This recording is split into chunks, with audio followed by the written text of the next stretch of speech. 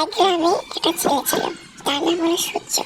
তিনি একা, তার কেউ নেই এবং তিনি রাস্তাতে হেঁটে হেঁটে যেতে বলল, আজকে আমি কি খাবো? আমার পেটে খিদায় মরে যাচ্ছি। কি করবো আমি দিশা পাচ্ছি না। এখন আমি আমার মার কাছে চলে যাচ্ছি। আমার ঘরে আমার মা একা আছে।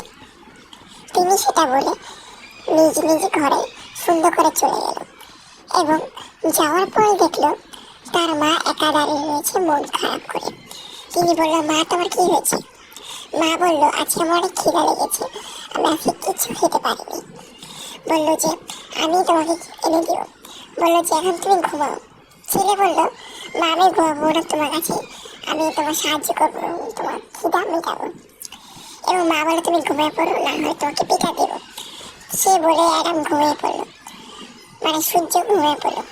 ঘুমে থেকে উঠে দেখলো তার মা একটা জানালার সামনে দাঁড়িয়ে রয়েছে। বললো, মা তুমি এখানে কি করছো? কি করবো, তোকে পাহারা দিচ্ছি। তখন মা, আমি পেট ভরার জন্য তোমার আর আমার জন্য কিছু কাজ করে নিয়েছি, আমি এখন ট্রাক চালাবো।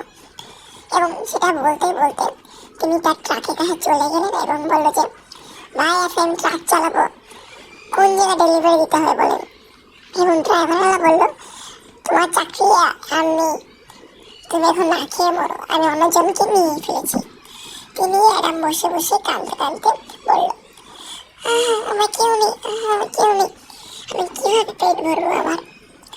এবং তিনি আকাশের দিকে তাকে কিছুক্ষণ ভাবলো কি করা যায় এবং তার মার কাছে ছুটে চলে যাচ্ছে যে, মা আমি এখন কি করবো? এবং তিনি এতটা ক্ষিপ্ত হয়েছেন যে, এতটা ভয় পেয়েছেন যে তিনি ভুলে গিয়েছেন তার ভাষা কোনটা এবং তিনি তার বাসায় চলে যাওয়ার জন্য রওনা করেছেন। সামনে দেখছি তার বাসা।